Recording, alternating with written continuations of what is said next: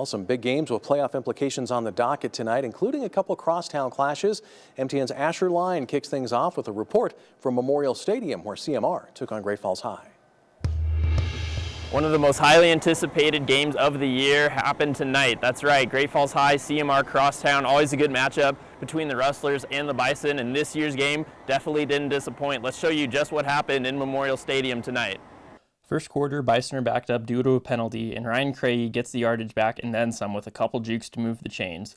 Quarterback Reed Harris capitalizes and rolls out to find Garrett Stone for the first score of the game. Rustlers would stall in their next possession, and Garrett Stone makes them pay with another long haul from Reed Harris. Reed Harris next possession wants to use his legs and gets a 20-yard gain. First play of the second quarter, Harris will get those last 11 yards with ease, and the Bison are rolling 21-0. Not long later, Rustlers showing some life, and Gus Nunez hauls it in to set up first and goal. Cole Taylor looking, but finds the end zone with his feet, and the Rustlers are on the board. Harris back with the ball and wants another long shot, but finds a Rustler in Rafe Newbro and gives CMR a short field. The man who starts the possession finishes it, and Newbro walks in for 6. Third quarter, Cole Taylor tries to punch it in on 4th and goal, but is stampeded, and the Bison keep him out and win this year's crosstown. Great Falls High catches up to CMR in the Eastern AA standings with both teams at 5-4. Great Falls High will get the higher seed due to tonight's win and a tiebreaker. In Great Falls, Asher Line, MTN Sports. Welcome to Crosstown here at Vigilante Stadium. The Bruins playing host to the Bengals. The Bengals already have a home playoff spot locked up regardless win or loss tonight. The onus is on the Bruins. With a win tonight, they lock up a first-round bye, entering these playoffs as the number 2 seed. With a loss, they drop to 5th and have to head out onto the road. Let's get to the highlights.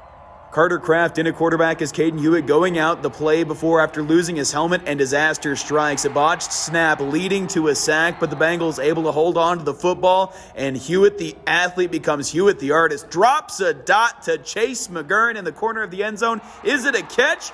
Yes, it is. Bengals go up 7-0. A few drives later, 4th and long again. Hewitt gonna dial up long range. Who's on the other end? Carson Anderson from long distance. 40-plus yards for the score. The Bengals out in front, 14-0 in the student section, is hyped up along with Anderson.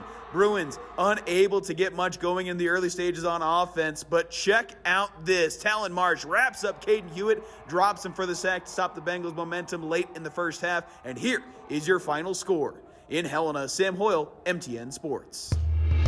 Tom Wiley here in Lewistown, where the Golden Eagles are hosting Miles City in a key Eastern A clash. But football, well, it's secondary tonight. Lewistown is playing their first game since losing senior captain Dylan Morris to a tragic car crash last weekend. And the Eagles honored their teammate before the game.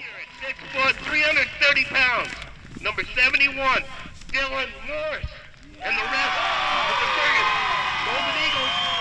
The Eagles leave an empty spot at nose guard on the first play of the game. Miles City, well, they take a delay of game. Don't snap the ball. The penalty declined by Lewistown. This was agreed upon in advance. Great display of sportsmanship from the Miles City Cowboys on the visiting side.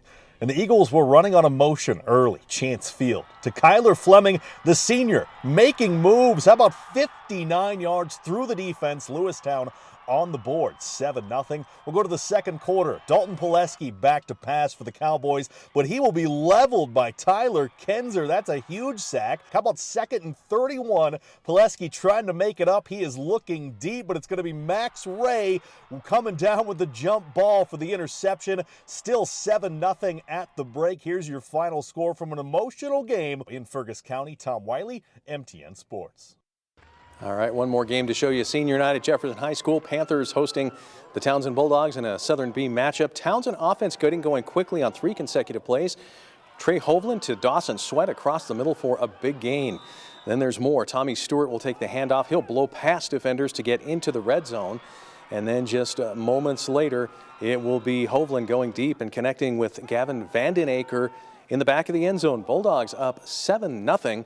Less than 2 minutes into the game. Not a lot of scoring in this one. After that, Jefferson defense working to keep them in it as Tom Meyer breaks up another long pass to Vandenacre, but it wasn't enough. This one goes down to the wire, but Townsend hangs on in the final seconds, 13-7 with the win.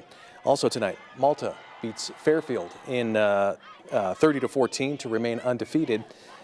As always, there's more scores and highlights for you at montanasports.com. Don't go away. We'll be right back.